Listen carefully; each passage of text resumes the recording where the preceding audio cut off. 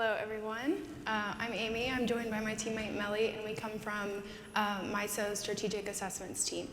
The Strategic Assessments team is more of an applied research group within MISO, and we basically get to do the cool exploratory work that supports our resource adequacy-based business group as well as other groups within MISO. Today, our presentation will focus on the work our team conducted through the 2024 Regional Resource Assessment, the goal was to provide forward-looking accreditation estimates under MISO's new direct loss of load methodology. Before we get started on a presentation about resource adequacy, I wanted to just level set a little bit on what MISO's role within resource adequacy is. So within MISO, the responsibility for achieving resource adequacy ultimately rests with our load-serving entities, overseen by state regulatory authorities.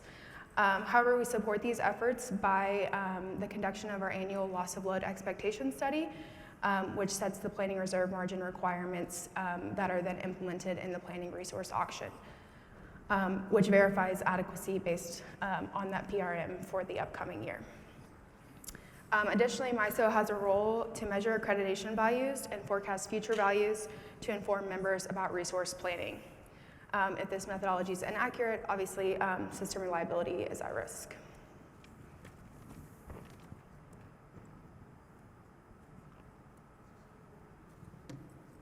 Sorry.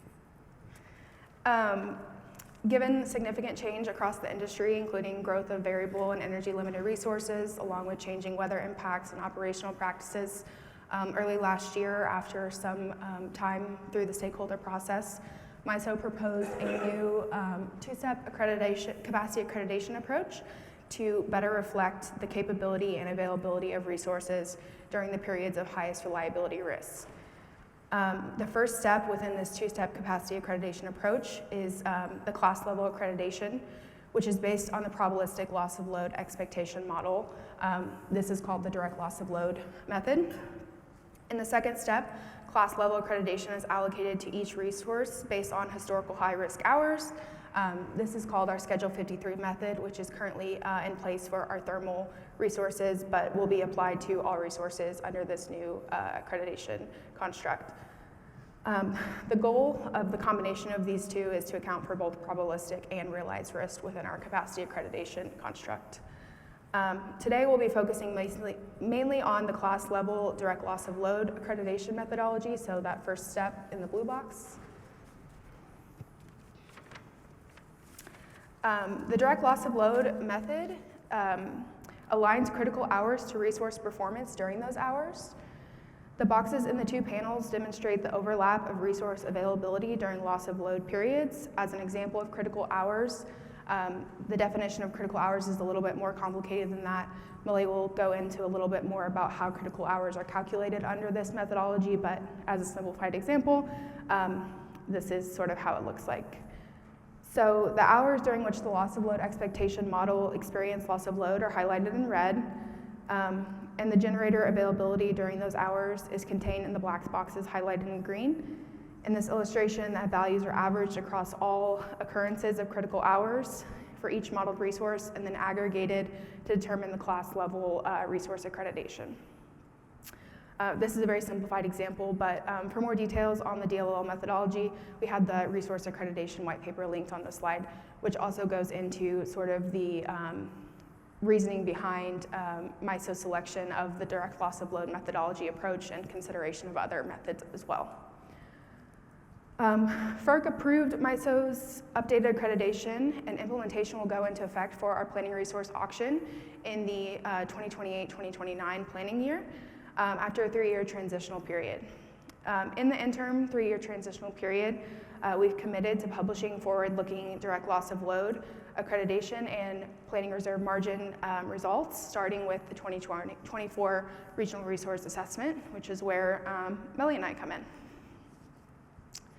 So the Regional Resource Assessment, which is also called the RRA, which I may refer to, it's a little bit of a mouthful, so I may shorten it. is one of the periodic studies MISO conducts to forecast how the future portfolio of generating resources in the MISO region could evolve going forward. So it is a capacity expansion tool, but that is just one step of the RRA. It is a member-driven process, so we send a survey out, we collect member plans, that is then utilized to build our capacity expansion model.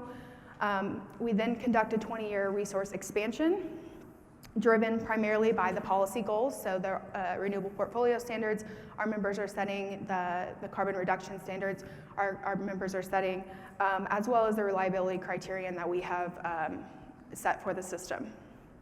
So the portfolio that the resource expansion picks is then evaluated in a resource adequacy assessment to ensure it meets MISO's resource adequacy criterion, which is the industry standard 1 day in 10 loss of load expectation. The resource adequacy assessment workstream also provides the resulting DLOL metrics for the system at that criterion. Finally, the portfolio is evaluated in our flexibility assessment, which looks at ramp needs and net load uncertainties resulting from the future portfolio.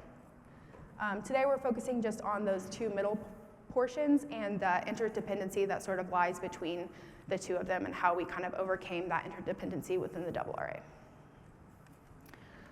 So like I just said, they are interdependent. It is a little bit of a circular relationship. Obviously, the capacity expansion model, you have to input a PRM assumption for the 20-year planning horizon. However, you then input the capacity expansion model into the resource adequacy model, which then determines the planning reserve margin based on the resource portfolio resulting from the capacity expansion model. So to address this chicken and egg problem, the RRA team implemented what we are calling a calibration loop for this year's 2024 RRA.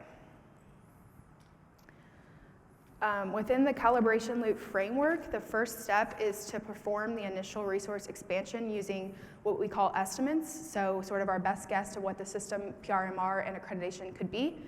The RA assessment is then performed on that initial resource expansion. We can calculate the calibrated PRMR and the calibrated DLOL accreditation values, feed them back into another resource expansion, do another resource calibration, resource assessment, and then finally those can be used to inform members about resource planning. So theoretically, this calibration loop could go on forever. Luckily with the 2024 RRA, we got lucky in the sense that our capacity expansion was driven primarily by policy goals. So when we conducted the resource assessment and the PRMR changed because the DLOL PRMR is typically much lower than the legacy PRMR values, the expansion really didn't change much between the first and the second iteration because it was still having to meet the policy goals and therefore building for policy rather than reliability criterion. Mellie will show much more cool convergence results, but just as a sneak peek there. So before we move on to resource adequacy, I just wanted to highlight a couple of implementation details for the resource expansion portion. So we also, MISO's resource adequacy construct is seasonal. So in order to implement seasonal planning reserve margins, we did that through seasonal zones within PLEXOS with peak period defined accordingly. The accreditation setup was a little bit more complicated. Energy Exemplar helped us develop an implementation methodology that would allow us to implement accreditation as a function of installed capacity and therefore change as more resources were added within the capacity expansion model. This was done through the utilization of a custom constraint and decision variable interaction for each resource and season. And just an example of sort of what those curves look like is provided for wind and solar. So each season had its own curve implemented. So basically this was done through segments, with each segment being defined as the amount of capacity within each measured accreditation segment. Once that segment was exhausted, meaning the amount of installed capacity was already on the system, PLEXOS would know to move to the next segment and accredit that segment accordingly.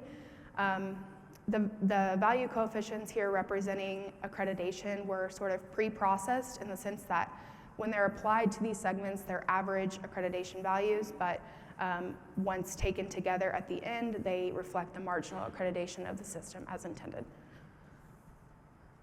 This approach was utilized early last year when we were doing the RRA, so this was before PLEXOS version 11, and the new capability of the full firm capacity surface using the firm capacity group feature.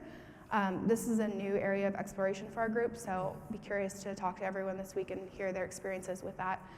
We have not done another capacity expansion since the RRA, so we're still looking into how that works with our DLOL construct.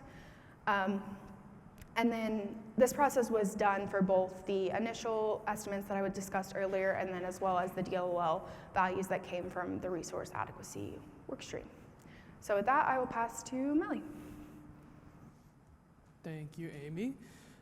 So once we get the expansion portfolio, we'll kick off the resource adequacy study with the LOLE studies, and that's really comprised of two parts. So firstly, we'll adjust annually, so we'll add or subtract load to the models to achieve an LOLE of as close to 0.1 or that 1 day in 10 years as possible. And then once we've met this criteria, we'll move on to the second phase of this, which is the seasonal adjustment. And with the added construct, we want to see some unserved energy in each season. So if any seasons have an LOE of less than 0.01, we'll adjust just those seasons on top of the annual adjustment. Where this process lives for us is in a tool formally called MISO Automation of PLEXOS LOLE Studies. You can imagine saying that all the time might get old, so we pretty much always refer to it as Maples. Maples was developed by several engineers on our team, namely Tari Jung, who actually spoke on its development in greater detail last year in Orlando. What's neat about Maples is that the entire process diagram on the previous slide, the whole LOLE process, can be done using this interface. So using the PLEXOS API, the app allows users to set off runs and connect and download those solutions. And then it even summarizes some of the important fields for us to do these studies. So in our case, the LOLE. And like I said earlier, this app covers all the bases for our LOLE process, particularly the MISO-specific aspects, like both the annual and the seasonal construct. So once we've wrapped up the LOLE part of this process, we have to move on to the DLOL. Abstractly, this is looking at the availability or the performance of each resource type during what we call critical hours. And critical hours are comprised of really two types of hours. So first we have hours where there is actual unserved energy or loss of load. And then we also have tight margin hours where the available capacity is less than 3% of the hour's load. And if there are fewer than 1,950 hours combined, the next tightest hours are kind of added on to be included in the calculation. And then to aggregate this data corresponding to the scarce hours into one metric, we use a weighted average of the generation like this visual demonstrates. So hours where there is actual loss of load have larger weights or carry more weight in comparison to hours with larger margins. Before we move to the final results, we developed these radar charts to track the intermediate results and the changes across the different iterations. As y'all can see, generally little change. For the DLOL, accreditation values for each resource type stayed mostly the same, with gas being the exception. During our analysis of this difference, we found that gas accreditation was particularly sensitive to changes in net load. Also, by far the largest delta on here is between our initial PRMR and the PRMR based on the first iteration of the loop. We actually have several different modes in which we can make this initial guess PRMR, one of which is a forecasting engine that utilizes deep learning to predict EUE. But for the sake of this study and for the sake of continuity, we actually used the legacy value from a previous study. That being said, the lack of change between the first and second iteration, you can see that we reached convergence pretty quickly by the second iteration.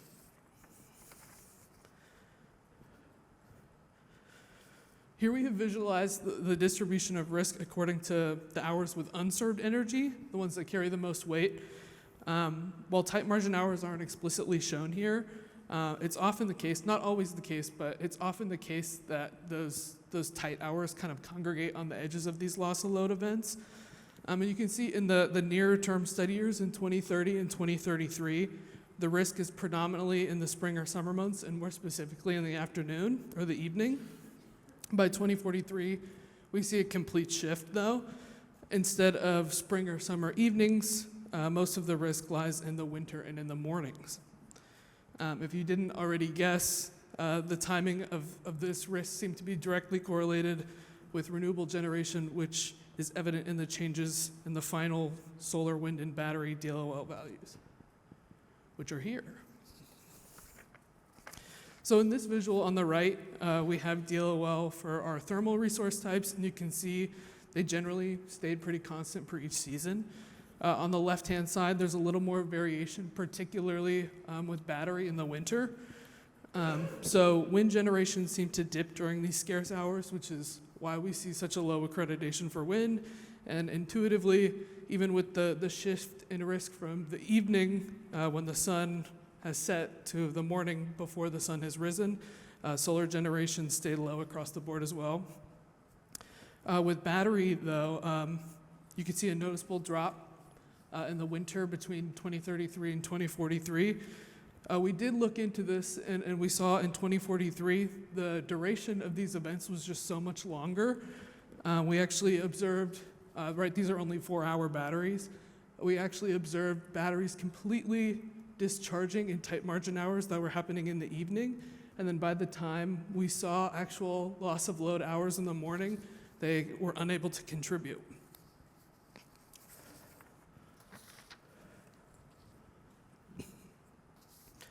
So needless to say, throughout the process, our team learned a lot. One of the more interesting findings was probably how quickly the feedback loop converged.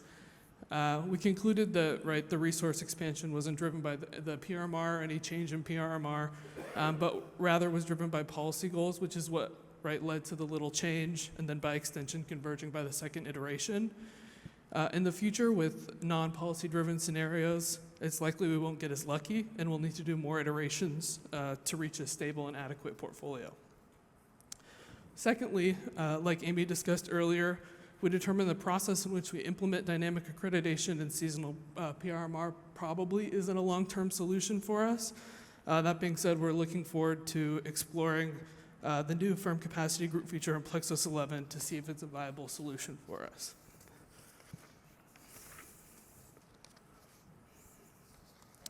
As for our future steps for both our process internally and MISO's engagement with PLEXOS, we're working with other areas within MISO to implement this feedback loop using PLEXOS, and we'll be incorporating some of the more technical takeaways and metrics into other processes as well.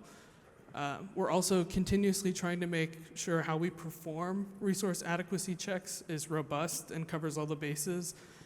So this means a lot of exploring new features in PLEXOS and tweaking our models with different settings and running different sensitivities. We also have a goal to include the DLOL calculation into Maples. Right now that calculation is just a Python script, and it needs to be updated with every small change, whether that is the study year or based on the user. But getting that into Maples will surely help streamline the rest of this process. And then lastly, just a little wish list item for the long term. We'd love to see Maples functionality built into PLEXOS so it's accessible to everybody. And now that the methodology is stable, perhaps even bypassing that scripting environment and calculating DLOL and PLEXOS directly. And that concludes our presentation. Thank you all so much. Are there any questions?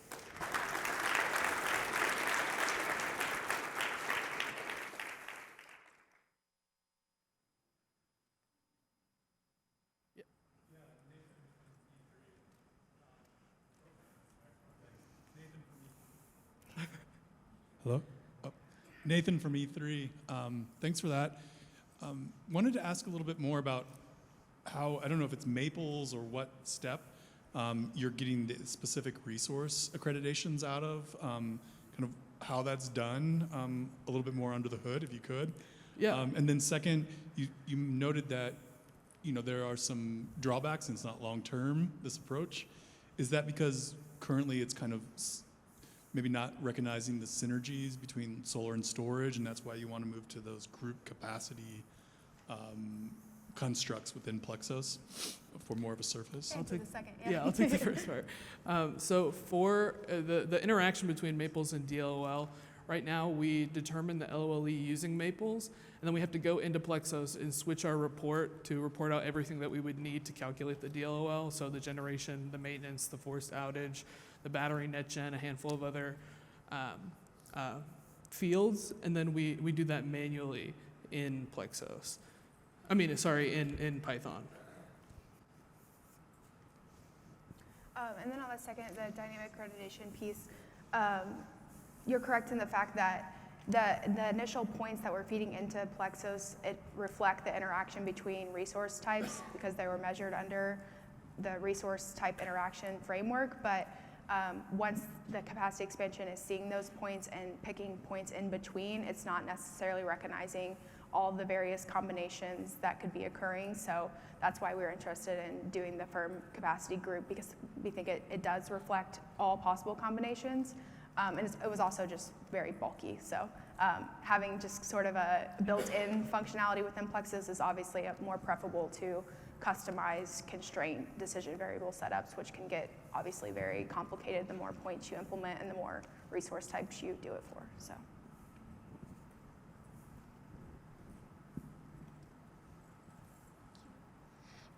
I just had a question. I don't know the extent to which you guys were involved with this, but I know that in the DLOL methodology, MISO was considering different storage dispatch algorithms, and I'm wondering if you guys, if that came into your PLEXOS modeling at all, or is that something that happened entirely within Python and the calculation of DLOL kind of separate from PLEXOS? As for the storage and how it was modeled, I think we kind of stuck to how we've done it historically. But in the future works slide, that RA roadmap, that is primarily focused around how we model our batteries and the fact that we're not going to just be seeing 4-hour or even 8-hour, but all different durations and all different kinds of batteries. But that being said, I think we have just done it how it was done probably in previous works like attributes.